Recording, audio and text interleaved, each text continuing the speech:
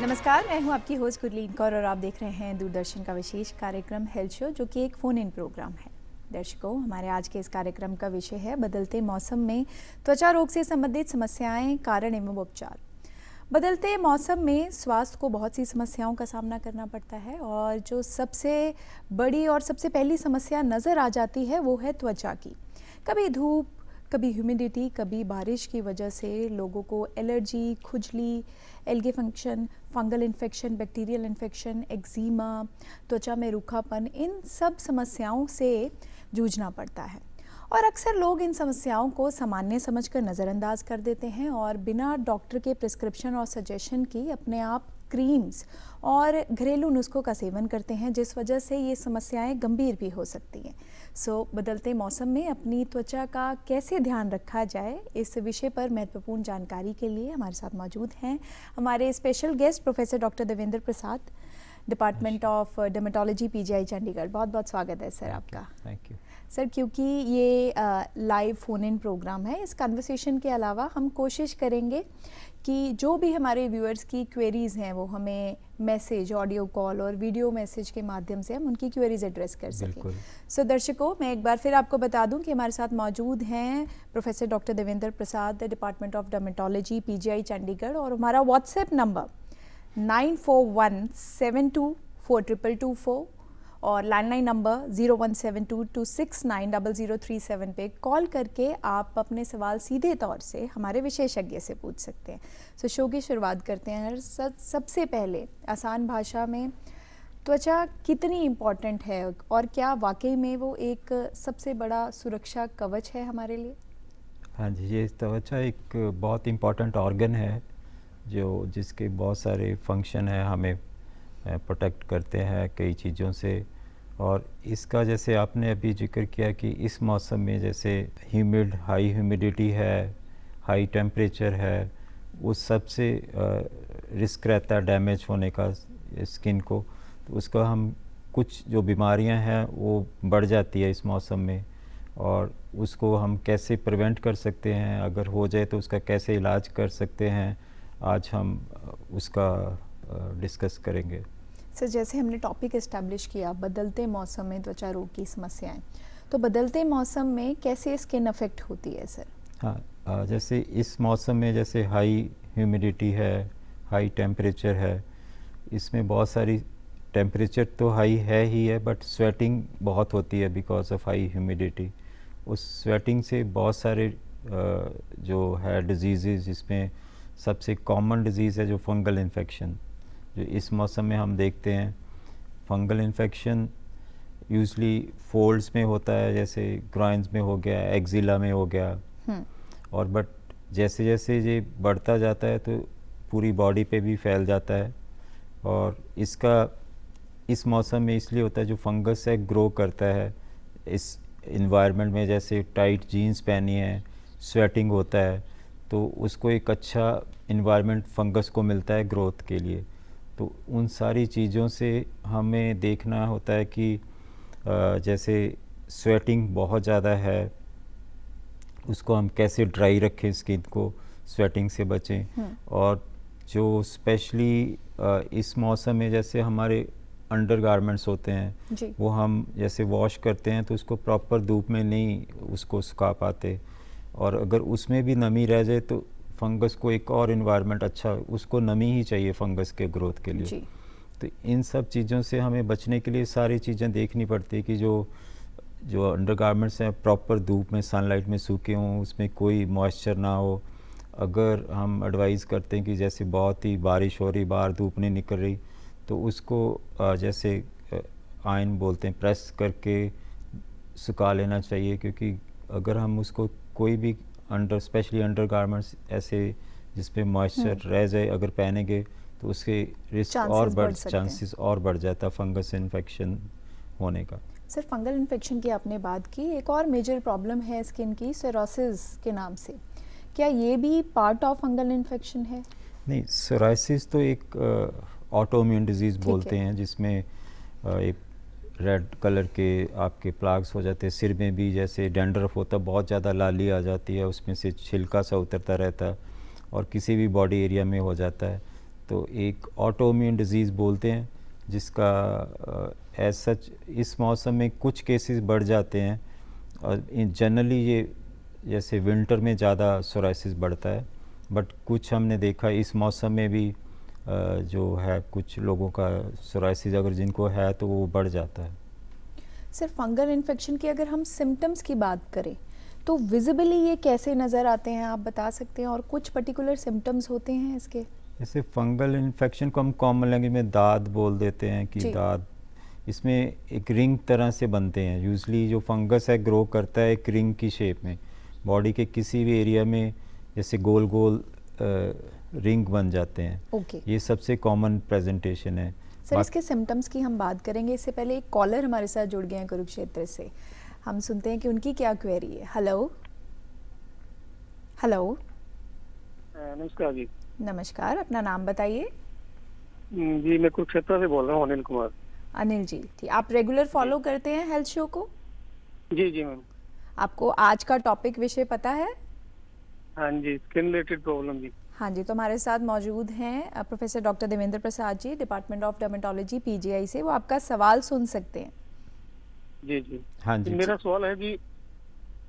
Hello. हाँ जी, जी बोलिए। बताइए। हाँ जी मेरा सवाल है जी, जैसे मैं कपड़े चेंज करता हूँ शाम को, जैसे ऑफिस से जाके, तो मुझे काफी खारिश होती है पूरी बॉडी में। ये सिर्फ उसी टाइम होती है या कभी भी दिन में हो जाती है? नहीं जी, उसी टाइम होती है। और कितनी देर रहती है? मैं जैसे ही कुछ डालता हूँ तब अचानक से अपना ठीक हो जाती है जी। हाँ, ये एक तरह का हम इसको अर्टिकेरिया बोलते हैं, सेंसिटिव स्किन होता है। जी जी। इसमें जैसे आपका ट्रिगर है कपड़े जब चेंज करते हो होता है, और जी। कईयों का एक जैसे कईयों का सनलाइट के बाद हो जाता है, कईयों का थोड़ा स्वेटिंग के बाद ऐसी खारिश हो जाती है। तो इसमें ऐसे कोई घबराने की बात नहीं है। एक एंटी एलर्जिक दवाई आती है जो आपको थोड़ा रेगुलरली खानी पड़ेगी, और त्वचा को प्रॉपर मॉइस्चराइज़र लगा के, ड्राइनेस से भी ये बढ़ती है, और मॉइस्चराइज़र जैसे नहाने के बाद सुबह प्रॉपर मॉइस्चराइज़र लगाना चाहिए, और उससे ये ठीक हो जाएगा। ऐसे और कोई चिंता की बात नहीं है इसमें। जी धन्यवाद जी, यही प्रॉब्लम थी बस मुझे। ठीक। Thank you Anil ji. Okay जी। सर हम बात कर रहे थे, आपने बताया अच्छा। फंगल इन्फेक्शन की अपीयरेंस की, रिंग टाइप अपीयरेंस हाँ। उसका होता है। सिम्टम्स? सिम्टम इसमें इच खारिश ही ज़्यादा होता है कि बहुत, वो भी वेरी करता है, कईयों को बहुत ज़्यादा खारिश होता है, कईयों को इतना खारिश नहीं होता, और फिर धीरे धीरे करके जो एक एरिया से दूसरे एरिया में फैलना शुरू कर जाता है। जैसे पहले तो ग्रॉइन में और एक्जिला में, जहाँ फोल्ड स्पेशली वही एरिया होता है जिसमें फोल्ड में स्वेटिंग रहता है और मॉइस्ट रहता है, तो उसमें ग्रो करता है। बट जब ज़्यादा फैलने लग जाता है तो इवन फेस पे भी आ जाता है, सारे बॉडी पे आ जाता है, और एक फंगस होता है जो सिर्फ नाखून में होता है। ओके। तो उसमें नाखून ख़राब होना शुरू हो जाते हैं, और उसका इलाज भी बहुत लंबा होता है अगर नाखून पे फंगस शुरू हो जाता है तो।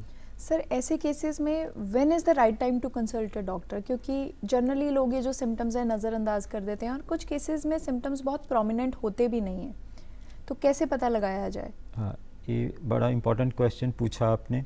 एक तो इसका हमने देखा 10-15 साल से ये बहुत ही बढ़ता जा रहा है, और जी। पहले जो था कि बड़ी जल्दी ठीक हो जाता था नॉर्मल दवाइयों के साथ, जिसके हम 2 से 4 हफ्ते देते थे।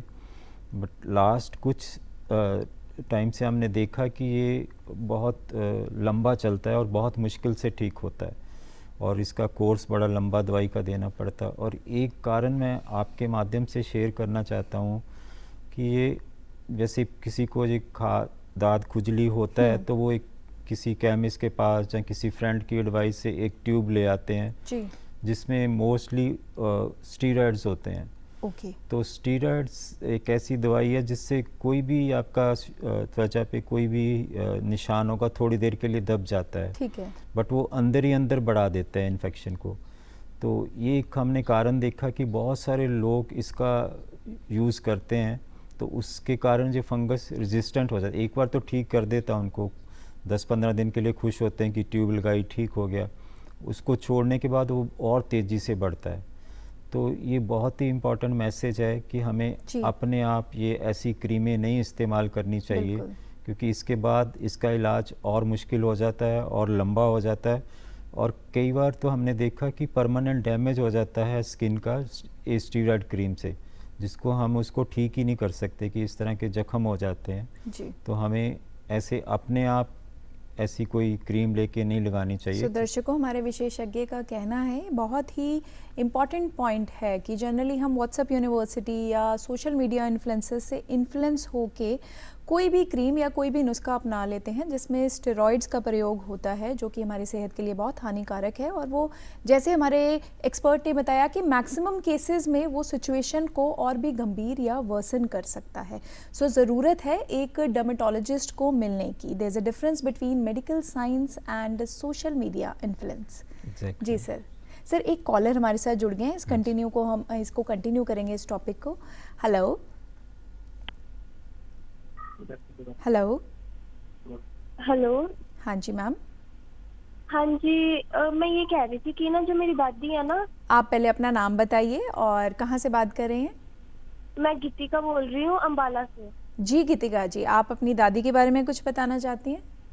हाँ जी, जो मेरी दादी है ना, उनके पैरों में ना, मतलब लगभग 5 से 6 साल से खारिश रहती है। हमने बहुत सारी ट्रीटमेंट ले ली है, मतलब लगभग दिखाई लिया है सबको, बट उनके पैरों से वो खारिश जाती नहीं है। सिर्फ पैरों और सिर्फ पैरों रात पे ही को होती ज़्यादा है होती है। या और भी किसी नहीं, बॉडी पैरों पार्ट पैरों पे पे होते होती है। पैरों पैरों पे होती है, और रात को जैसे वो सोते हैं तो फिर उनके मतलब भाप निकलती है गरम गरम। अच्छा, और उस पे कोई निशान भी है या सिर्फ सूखी खारिश होती है? नहीं, निशान तो कुछ नहीं है, बस खारिश खारिश होती है।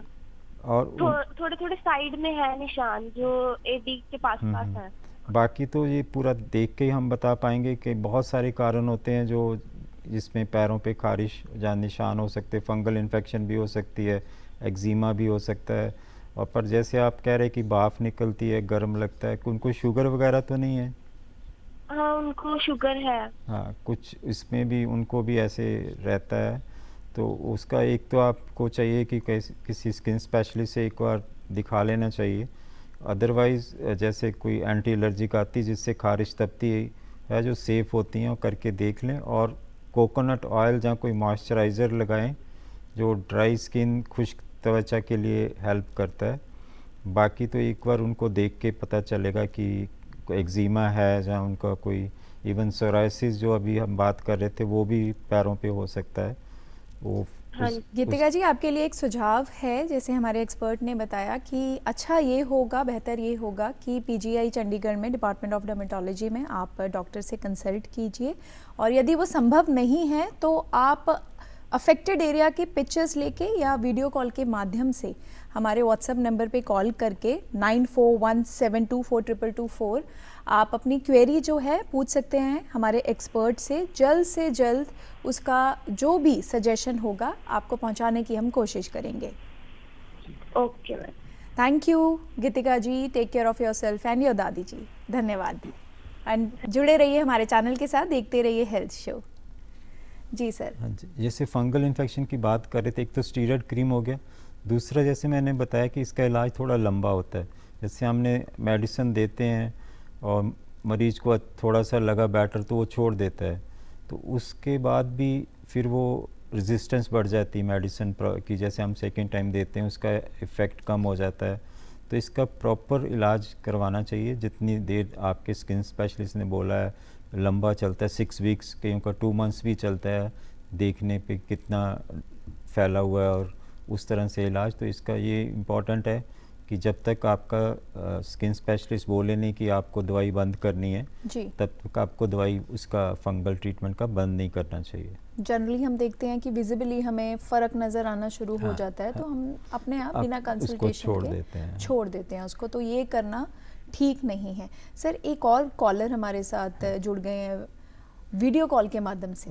कि जब ये मौसम चेंज होता है, बारिश का मौसम होता है, तो कुछ कुछ एलर्जीज इन्फेक्शन फैलते हैं। कुछ कुछ इन्फेक्शन ऐसे होते हैं वो एक दूसरे में फैलते हैं, फैमिली में फैल जाते हैं, बच्चों में फैल जाते हैं। कुछ कुछ इन्फेक्शन ऐसे होते हैं जो गीले कपड़ों की वजह से, बारिश में सीलन आ जाती है कपड़ों में, उसकी वजह से एक दूसरे में फैलते हैं। और कुछ कुछ इन्फेक्शन है जो काफ़ी टाइम तक नहीं जाते हैं, 2 मंथ 3 मंथ। तो उस चीज़ों को हम कैसे ओवरकम कर सकते हैं और उन इन्फेक्शन का कैसे जल्दी जल्दी पता लग सकता है ताकि वो और ज़्यादा लोगों में ना फैले।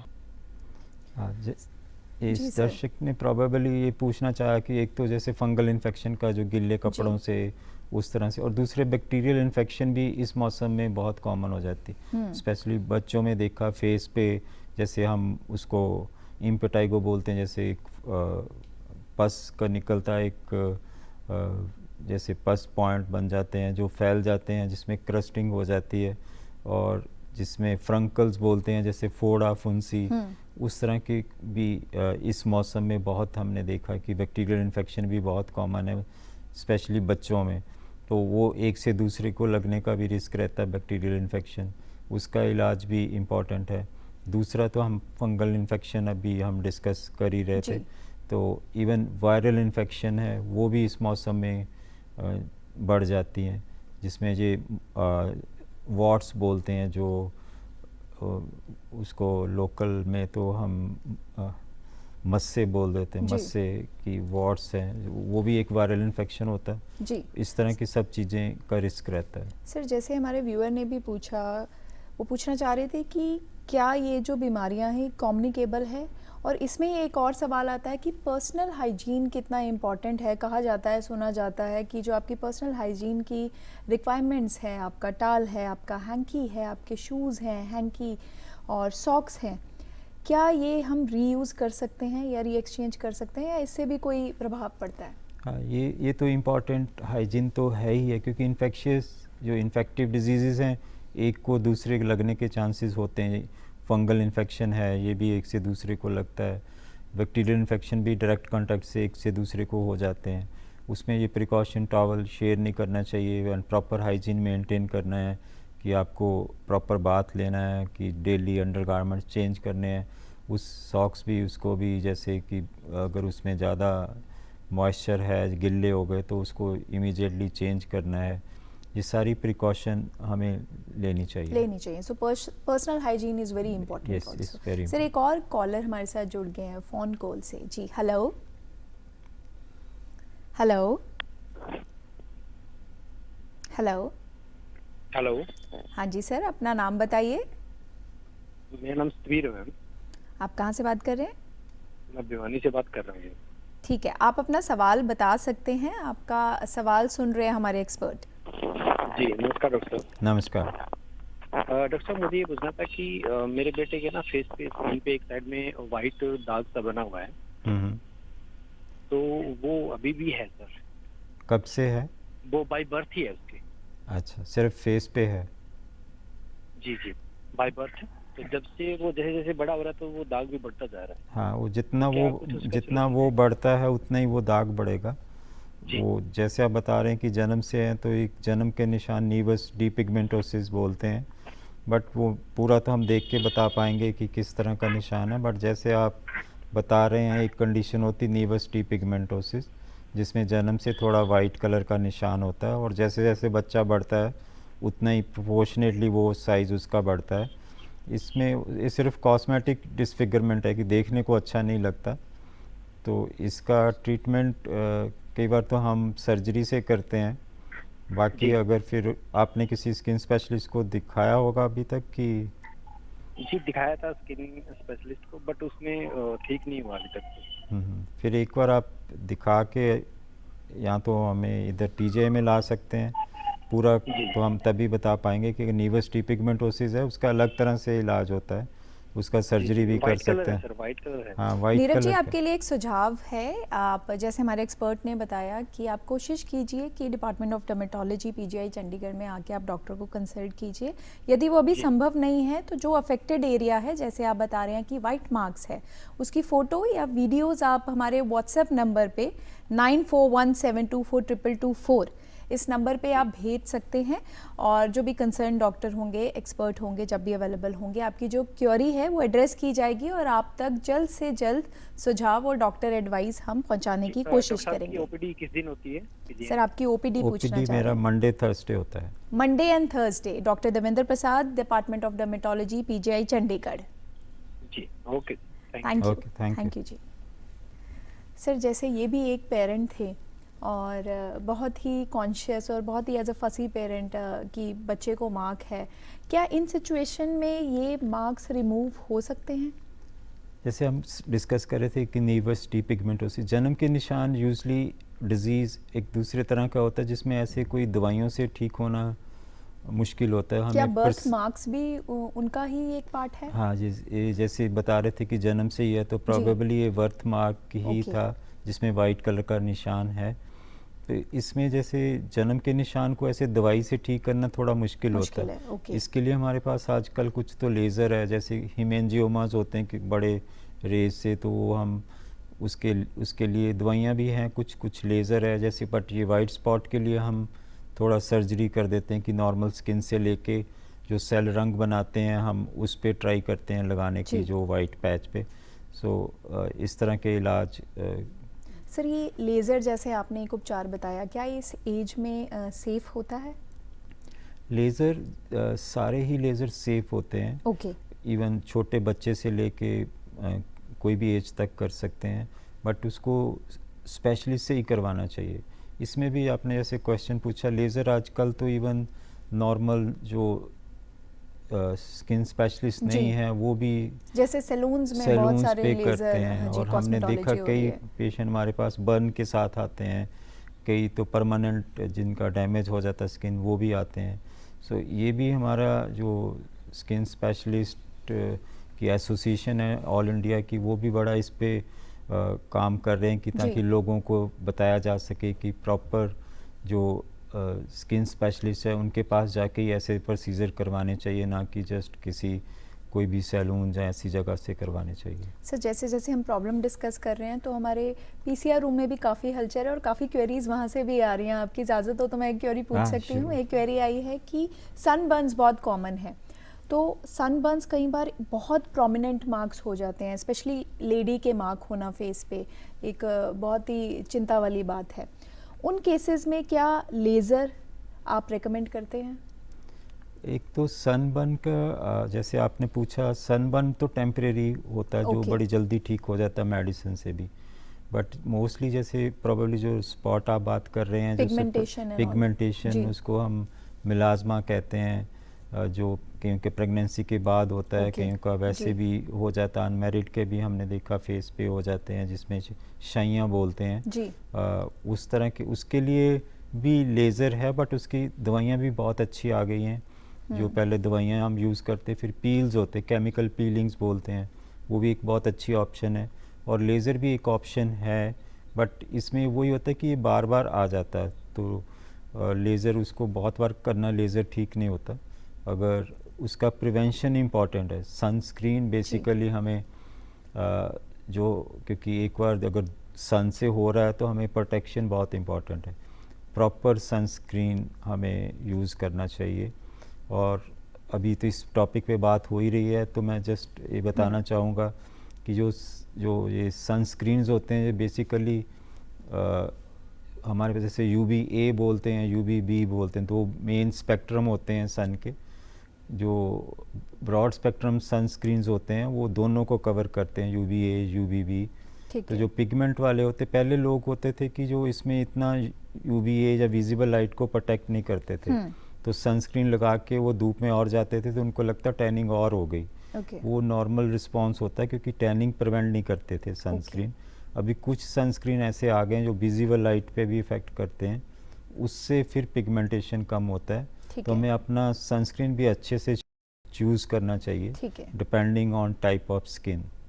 सो प्रोडक्शन से उम्मीद करती हूँ कि जो एक्सपर्ट ने एडवाइस दी आपके लिए ये हेल्पफुल साबित होगी। हमारे एक्सपर्ट का कहना है कि सनबर्न्स आर यूजुअली टेम्परेरी और बेहतर है कि prevention is better than cure in case of sunburns and pigmentation. बहुत सी मार्केट में सनस्क्रीन्स अवेलेबल है जो पिगमेंटेशन, टैनिंग और सनबर्न को प्रिवेंट कर सकती है और ठीक भी कर सकती है, और उसके बाद लेज़र भी एक रेकमेंडेड उपचार है। सर, एक कॉलर हमारे साथ जुड़ गए हैं।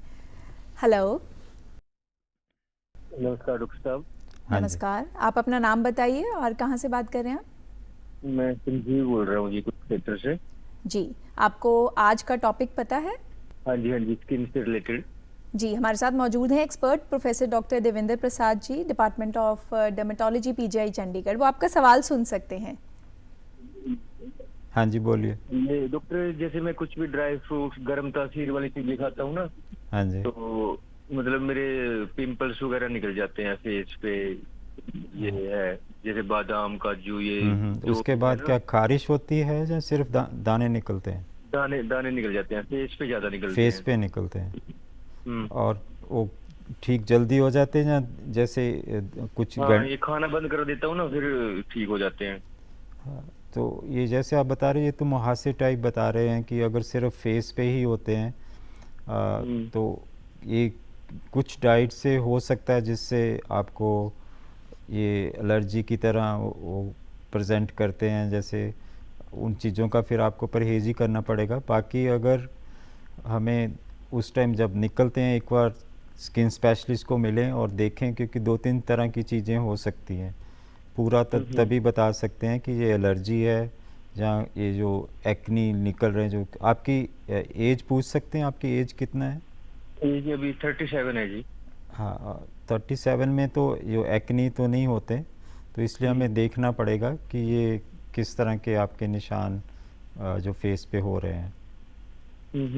सर आपके लिए भी एक सुझाव है कि आप कोशिश कीजिए कि PGI Chandigarh department of dermatology में आप डॉक्टर से कंसल्ट करें, देखकर ही एक्चुअल प्रॉब्लम का पता लगेगा। यदि अभी वो संभव नहीं है तो आप व्हाट्सएप पे वीडियो मैसेज अफेक्टेड एरिया का, जो भी आप एक्नीस बता रहे हैं आपके हैं, उसकी वीडियो आप भेज सकते हैं। हम कोशिश करेंगे जल्द से जल्द जो भी डॉक्टर की एडवाइस है, सजेशन है, हम उसको लेके आप तक पहुँचे और रिवर्ट करें। बहुत बहुत धन्यवाद सर, देखते रहिए हेल्थ शो। सर एक और व्यूअर हम चाहते हैं ज़्यादा से ज़्यादा हाँ, जो क्वेरीज बिल्कुल। है एड्रेस हो सके वीडियो बाइट के थ्रू। ओके। बदलते मौसम में क्या खान पान या पानी की कमी से त्वचा पर डायरेक्ट उसका इम्पैक्ट पड़ता है? बदलते मौसम के कारण जैसे बरसात हुआ और गर्मी हो, उसमें जो हम लोग को खुजली एक्जिमा वगैरह होता है, इसका कारण क्या है बता देख सकते हैं? बरसात के और गर्मी के कारण खाद खुजली के कारण लोगों की ज़्यादा हालत ख़राब हो रही है, तो इसके किसी डॉक्टर को दिखाएं और किससे इलाज मतलब कि क्या चीज़ खाने में इस्तेमाल करें। सर 2-3 बहुत ही हाँ। इम्पोर्टेंट सवाल इसमें आए हैं कि एक लाइफस्टाइल, एक पानी कितना इम्पोर्टेंट है हमारी स्किन हेल्थ के लिए, और एक क्या ऐसा किया जाए, ये जो एक्जिमा है बहुत ही मेजर स्किन प्रॉब्लम है, जिसको अवॉइड किया जाए। हाँ, जैसे पानी तो बहुत इम्पॉर्टेंट है। अगर प्रॉपर उसका जैसे अगर हम हाइड्रेटेड स्किन नहीं रहेगा तो उसमें बहुत तरह की चेंजेस आ जाती है, और हमें पानी का ख़ास ध्यान रखना चाहिए, स्पेशली इस मौसम में अभी जिसमें हमें स्वेटिंग से काफ़ी लॉस होता है इलेक्ट्रोलाइट्स का। तो प्रॉपर हमें हाइड्रेशन का ध्यान रखना चाहिए। और जो एलर्जी वाली बात बताई है उससे भी जैसे हमने बात कर रहे थे अभी, ये अपने नहीं अभी इसमें डिस्कस किया आज कि ये भी एलर्जी के जैसे एक्जीमाज हैं, कुछ जी। एक्जीमाज भी बढ़ जाते हैं इस मौसम में ह्यूमिड और हाई टेम्परेचर के और स्वेटिंग के करके। तो उन एक्जीमा से जैसे ट्रीटमेंट जैसे हम करते हैं मोस्टली स्टीरॉयड क्रीम्स, और इस मौसम में जब स्टीरॉयड क्रीम लगाते हैं तो उसमें इन्फेक्शन का रिस्क रहता है। तो इस तरह की प्रिकॉशन हमें, हाइजीन जैसे हमने सारा डिस्कस किया, वो बहुत इम्पॉर्टेंट है। और इस मौसम में स्पेशली हमें ध्यान रखना चाहिए कि हमें कैसे प्रॉपर हाइजीन रखना है। सर एक्जिमा पेशेंट्स की एक जनरल कंप्लेंट होती है कि इट इज़ वेरी पेनफुल, तो उसको रोकने के लिए क्या किया जा सकता है? एक्जीमा जो होता है मोस्टली इचिंग, पहले तो जी। खारिश से स्टार्ट होता है, जब उसमें इन्फेक्शन, जब ऊजिंग बहुत स्टार्ट हो जाती है, इन्फेक्शन हो जाती है, फिर उसमें पेन स्टार्ट हो जाता है। तो हमें अगर अर्ली स्टेज पे उसका ट्रीटमेंट कर लिया जाए तो वो इतना पेनफुल नहीं होता, जिसमें फिर ऊजिंग और इन्फेक्शन का रिस्क बहुत कम हो जाता है। तो एक्जीमा के भी कई तरह के टाइप्स होते हैं।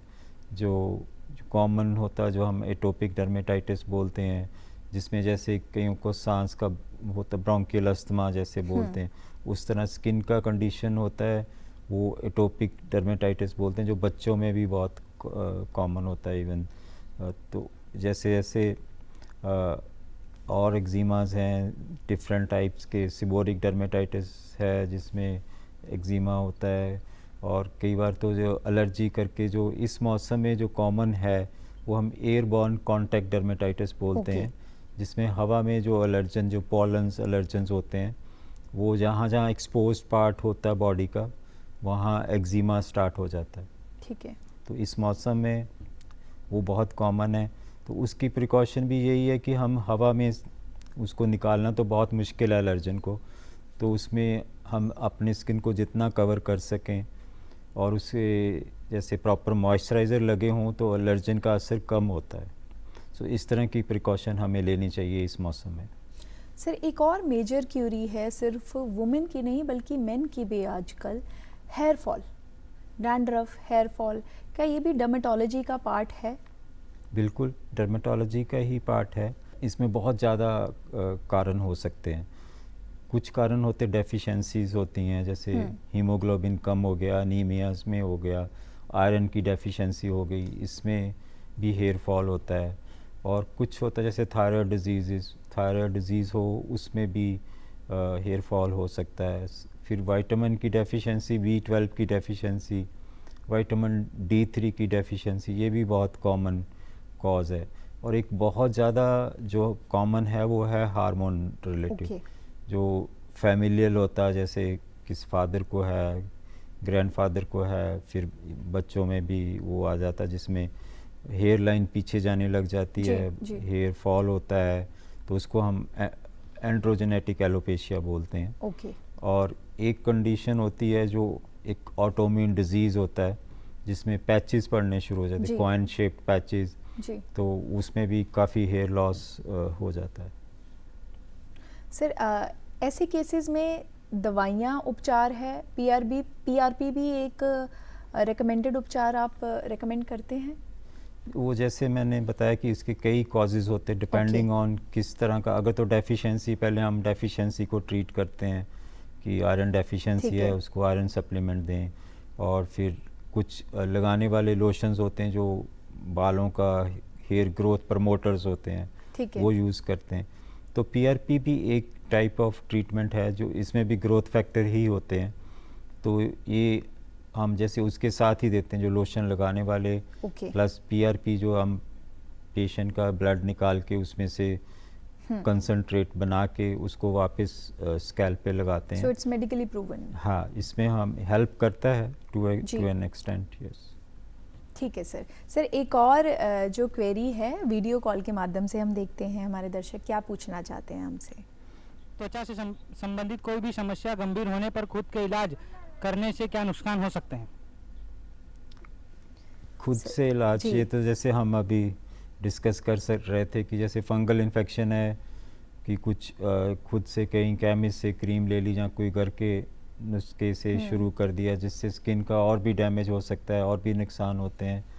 तो मेरे हिसाब से कोई भी स्किन प्रॉब्लम है तो आपको कहीं अच्छे स्किन स्पेशलिस्ट के पास जाकर एक बार दिखाना चाहिए।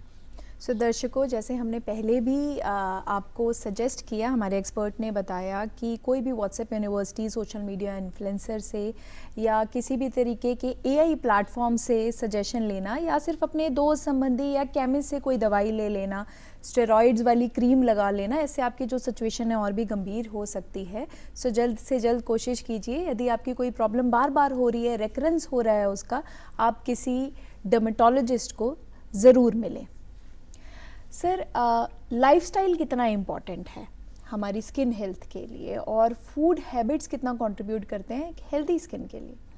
यस, प्रॉपर डाइट बहुत इम्पॉर्टेंट है स्किन की न्यूट्रिशन के लिए, जिसमें हम एंटीऑक्सीडेंट कहते हैं, जो अच्छे एंटीऑक्सीडेंट जो हरी सब्जियां, फ्रूट्स में और ये एंटीऑक्सीडेंट्स होते हैं। एंटीऑक्सीडेंट रिच फूड देखा गया है कि स्किन हेल्थ को मेंटेन करने के लिए बहुत रोल प्ले करता है।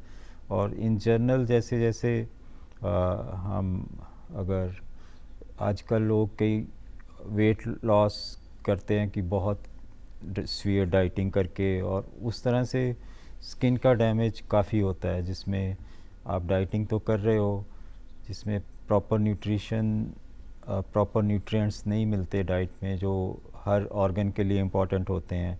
प्लस जब आप वेट लॉस करते हो, स्किन में आपको फोल्ड्स और उसकी बिकॉज इलास्टिसिटी, रिंकलिंग स्टार्ट हो जाता है, उस तरह के चेंजेस भी आती हैं। जी सर, आखिरी सवाल मेरा, आयुष्मान भारत जो स्कीम है, क्या वो इस डर्मेटोलॉजी में, स्किन हेल्थ में, हेयर हेल्थ में कंट्रीब्यूट करती है किसी तरीके से? आप बताना चाहें हमारे दर्शकों को, और एट लास्ट बुलेट पॉइंट्स में स्किन हेल्थ कैसे ध्यान रखा जाए, बुलेट पॉइंट्स में आप कोई पॉइंट्स बताना चाहते हैं तो प्लीज़। वो स्कीम जैसे कोई भी स्किन डिजीज़ के लिए जो उसमें कवर है, जो उसके प्रॉपर इलाज के लिए इम्पॉर्टेंट है, उसमें जैसे बाकी डिजीज़ में इसमें भी बहुत इम्पॉर्टेंट रोल प्ले हो रहा है। इस स्कीम से हमें बहुत सारे आजकल नए इलाज आ गए जो काफ़ी महंगे भी हैं, जो जिससे काफ़ी इफ़ेक्टिव और सेफ़ है, बट वो इस स्कीम के थ्रू कवर भी है कई डिजीज़ के लिए। सो उस तरह से इससे बड़ी हेल्प हो रही है मरीज़ों के लिए। और बुलेट पॉइंट्स, आज जैसे हम इस विषय पे बात कर रहे हैं, इस बदलते मौसम में जो स्किन कंडीशन, सो सबसे पहले मन में ये फंगल इन्फेक्शन ही आता है। जैसे हमने देखा आजकल हमारी ओपीडी में जो हम पेशेंट देखते हैं, तो इसमें बहुत सारा अगर इम्पॉर्टेंट जो है फंगल इन्फेक्शन के ही हमारे पास आ रहे हैं, जो इस मौसम में एकदम से पीक हो जाता है।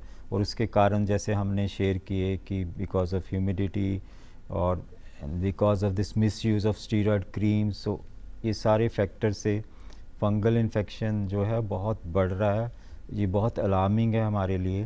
तो हमें इसका प्रॉपर इलाज स्किन स्पेशलिस्ट से जब जितनी देर तक वो बोलते हैं 4 हफ्ते 6 हफ्ते, उसका पूरा इलाज कराना चाहिए। ये सबसे कॉमन जो हमने देखा है फंगल इन्फेक्शन, ये बहुत इम्पॉर्टेंट डिजीज़ है। बहुत बहुत धन्यवाद सर, आपने बहुत ही सरल भाषा में हमें ये त्वचा से संबंधित रोग समस्याएं समझाई, कारण समझाए और उपचार भी बताए। बहुत बहुत धन्यवाद सर आपका। सो दर्शकों, जाने से पहले मैं आपको ये याद दिला दूं कि हमारा व्हाट्सएप नंबर है 9417242224, जिस पे कॉल करके, वीडियो मैसेज करके या टेक्स्ट मैसेज करके आप अपना कोई भी सुझाव या अपनी कोई भी क्वेरी हमें भेज सकते हैं। और हमारे सभी प्रोग्राम्स सोशल मीडिया प्लेटफॉर्म पर अवेलेबल हैं, DD Punjabi, DD Haryana, DD Chandigarh, इसके साथ ओटीटी प्लेटफॉर्म वेव पर हम अवेलेबल है। यदि इसके अलावा भी आपके कोई सुझाव हैं, आप हमें लिख सकते हैं hopchandigarh@gmail.com पर। सो अगली बार फिर हाजिर होंगे नई जानकारी के साथ।